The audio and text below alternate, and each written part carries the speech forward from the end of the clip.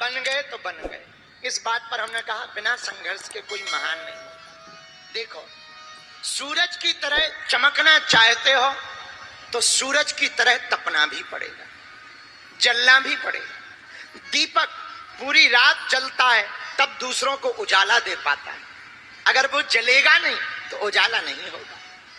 सोना जब तक अग्नि में तपता नहीं है तब तक आभूषण नहीं बन पाता है, उसे भी तपना पड़ता है तभी आभूषण बन पाता है, तभी पहनने योग्य हो पाता है। उसी प्रकार पत्थर जब तक पिटता नहीं है, जब तक घिसता नहीं है, तब तक ना तो टाइल्स बन पाता है, ना मूर्ति बन पाती है, ना मंदिर बन पाता है। ऐसे ही जीवन है। जीवन जब तक संघर्ष की अग्नि में तपेगा नहीं, जब तक कठिनाइयों की अग्नि में तपेगा नहीं, तब तक जीवन स्वर्णिम नहीं बन पाएगा। इसलिए पंचकुला के पागलों, हनुमान जी के चरित्र से सीखो। हनुमान जी लगन के पक्के हैं, खूब कठिनाइयां आई पर हनुमान जी महाराज ने लंका में राम काज करना नहीं छोड़ा।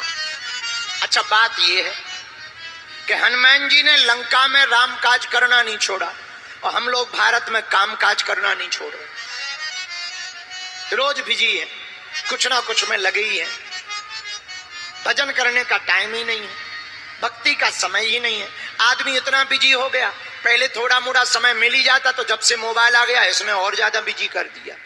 और मोबाइल में जब से रील चल गई तो आदमी को 3 काम एक्स्ट्रा हो गए। पहले डांस करो, फिर रील बनाओ, फिर एडिटिंग करो, फिर उसको वायरल करो और फिर कमेंट चेक करो। और रील मोबाइल इतना खतरनाक है, थोड़ी देर में वो इंस्टाग्राम पे आते हैं, थोड़ी देर में फेसबुक पे जाते हैं, फिर जल्दी से व्हाट्सएप चेक करते हैं। नारद मुनि से ज्यादा खतरनाक होगा, एक लोक पे स्थायी है ही नहीं है। नारद मुनि जैसी जिंदगी हो गई, कभी इस लोक में, कभी उस लोक में, कभी इंस्टाग्राम पे, कभी फेसबुक पे, कभी व्हाट्सएप पे। बड़ी विचित्र जिंदगी। कल हमने बताया था, अंगूठा हमें पहले लगता था किसी काम का नहीं है, केवल मुंह में देने लायक ही है। बच्चे छोटे अंगूठा को चूसते हैं, इसी लायक है। बड़े भाई तो आधार कार्ड में अंगूठा काम आया। अब पता लगा ब्रह्मा जी ने अंगूठा क्यों दिया, रील खिसकाने के लिए दिया है। का सार्थक काम है। बुरा ना मानना मेरे पागलों, संघर्ष के बिना कोई महान नहीं होता। हनुमान जी ने लंका जाते समय संघर्ष किया। सुरसा को मिले, सिंघनी को मिले, लंकनी को मिले, अनेक लोगों को मिलते हुए जब लंका में हनुमान जी को जानकी माता नहीं मिली, तब हनुमान जी घर घर गए।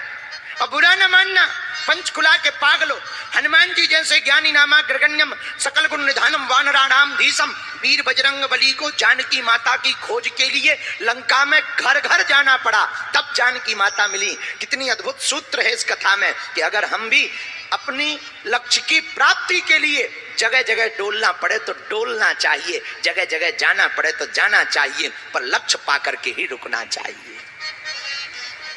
ये हनुमान जी का सूत्र है। लेकिन हम लोग एक बार प्रयत्न करते हैं, विफल हो जाते हैं तो टेंशन में हो जाते हैं, अब नहीं होगा, अब तो बड़ी बेकार जिंदगी है। देखा, जिंदगी भर तारीफ तस्वीर की होती है, कील के पुरुषार्थ को कोई नहीं देखता है। जब तक पत्ते पुराने झड़ते नहीं तब तक नए पतझड़ के बाद नए पत्ते आते नहीं। पतझड़ होती है तभी नए पत्ते आते हैं। ऐसे ही याद रखना, दुख का झूला जितना पीछे जाएगा, सुख का झूला उतना ही आगे तक आएगा। इसलिए संघर्ष से घबराना नहीं। संघर्ष अगर जीवन में है तो हनुमान जी से सीखना। मंदिर मंदिर प्रतिकर शोधा, सुंदरकांड। मंदिर प्रतिकर शोधा। हनुमान जी मंदिर मंदिर गए, देखे जहां तहां अग्नि जोधा। सीताराम सीताराम सीताराम कहिए, जाहि विधि राखे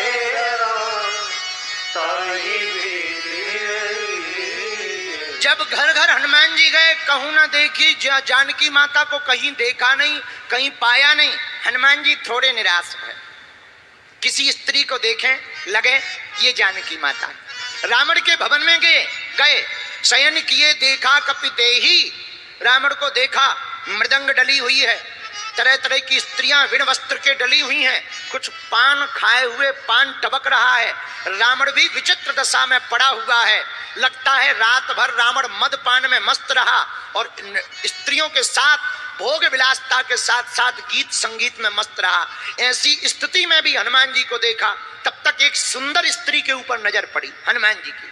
आहा, हनुमान जी को लगा यही है माता जानकी। लेकिन हाव भाव देखा, मुख रावण की तरफ देखा तो हनुमान जी तुरंत सावधान हो गए, ये नहीं हो सकती, हमारी माँ ऐसी नहीं है। हमारी माँ कितनी भी विपरीत परिस्थिति में रहे पर रावण की तरफ मुख नहीं कर सकती। हमारी माँ तो प्रभु श्री राम की तरफ ही मुख रख सकती है। पर इतनी सुंदरी कौन है? इतनी सुंदरी तो एक ही है। लगता है ये मंदोदरी है। अच्छा, अरे आज तो बड़ा बुरा हुआ, पाप हो गया, हमने निर्वस्त्र स्त्रियों को देख लिया। हनुमान जी सोच रहे हमने निर्वस्त्र स्त्रियों को देख लिया, लगता है हमने बड़ा पाप कर दिया। हम ब्रह्मचारी, हमारा लगता है ब्रह्मचर्य खंडित हो गया है, शायद हमारे तप के ऊपर उंगली उठ गई है।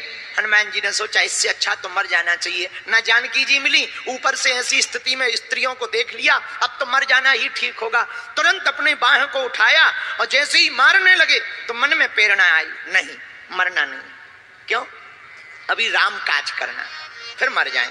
लेकिन हमने अपने लिए थोड़ी देखा है स्त्रियों को, ना ना, हम तो इन काम की नगरी में राम की प्रियजा को खोज रहे हैं।